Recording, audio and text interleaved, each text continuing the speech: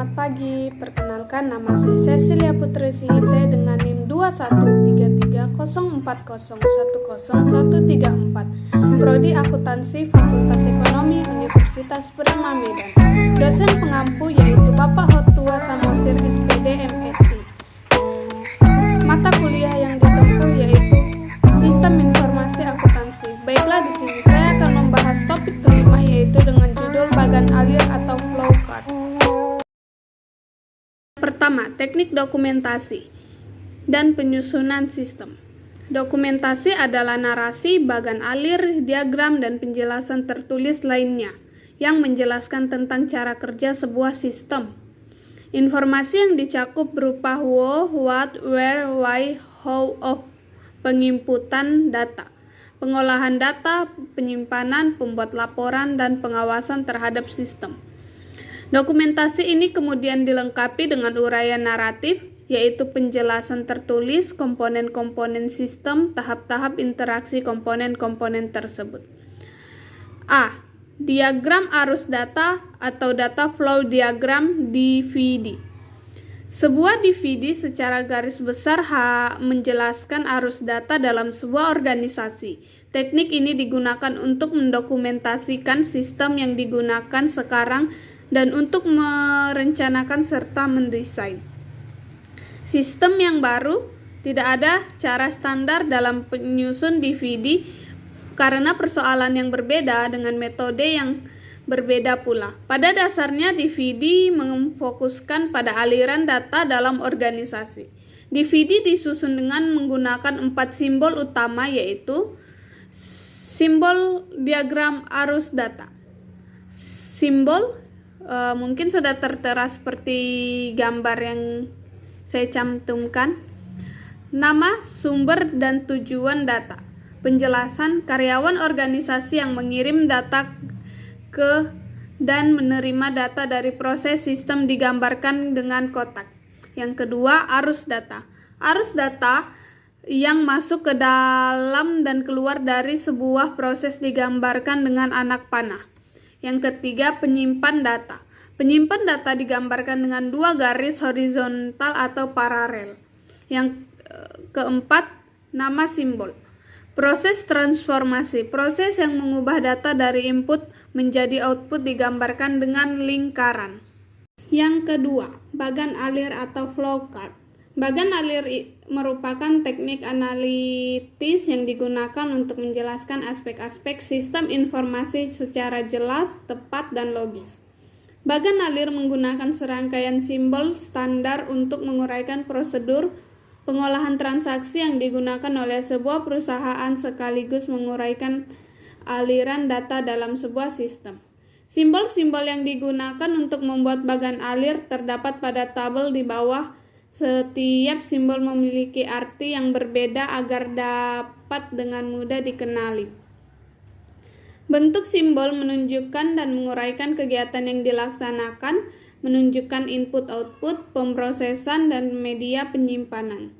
Simbol-simbol ini dapat dibuat dengan program komputer atau template, yaitu penggaris khusus untuk membuat simbol-simbol bagan alir secara garis besar. Simbol dapat dikelompokkan dalam 4 kelompok antara lain. Yang pertama yaitu adalah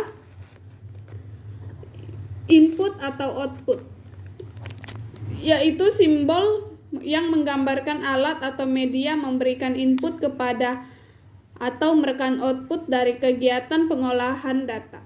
Yang kedua, processing, yaitu simbol yang menunjukkan jenis alat yang digunakan untuk mengolah data atau dengan komputer atau manual. Yang ketiga, stroke, yaitu simbol yang menggambarkan alat yang digunakan untuk menyimpan data yang saat ini dipakai oleh sistem. Yang keempat, lain-lain simbol yang menggunakan arus data dan barang. Simbol ini juga menggambarkan saat mulai dan berakhirnya bagan alir serta penjelasan-penjelasan tambahan pada bagan alir tersebut. Simbol bagan alir. Yang pertama, simbol-simbol input atau output. Dokumen. Sebuah dokumen atau laporan dokumen dapat dibuat atau dicetak oleh komputer. Dokumen rangkap digambarkan dengan menumpuk soal dokumen dan pencetakan nomor dokumen di bagian depan dokumen pada bagian kiri atas. Input atau output, jurnal atau buku besar digunakan untuk menggambarkan berbagai media input dan output dalam sebuah bagan alir program. Menggambarkan jurnal dan buku besar dalam bagan alir dokumen. Tampilan. Informasi ditampilkan oleh alat output online seperti terminal CRT atau monitor komputer PC.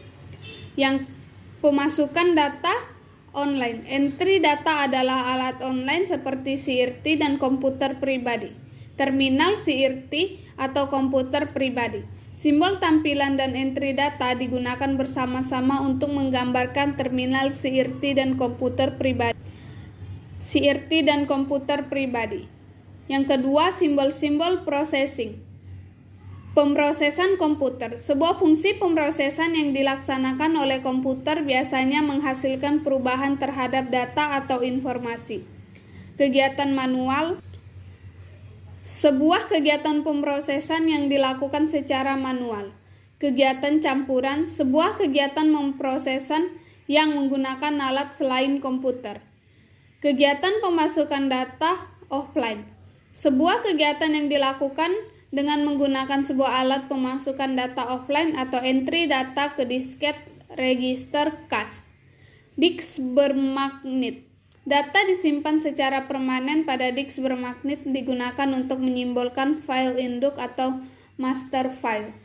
Pita bermagnet. Data disimpan dalam sebuah pita bermagnet. Disket bermagnet. Data disimpan dalam bisket. Penyimpanan online. Data disimpan sementara dalam file online dalam sebuah media direct access seperti disket. Arsip. Arsip dokumen disimpan dan diambil secara manual. Huruf di dalamnya menunjukkan cara perungutan arsip. N sama dengan nomor urut, A sama dengan urut abjad, T sama dengan urut tunggal. Ketiga, simbol arus lain-lain. Arus dokumen atau pemrosesan. Arah dokumen atau pemrosesan arus normal adalah ke kanan atau ke bawah. Arus data atau informasi sering digunakan untuk menunjukkan data yang dikopi dari sebuah dokumen ke dokumen lain. Hubungan komunikasi, transmisi data dari sebuah lokasi ke lokasi lain melalui saluran komunikasi.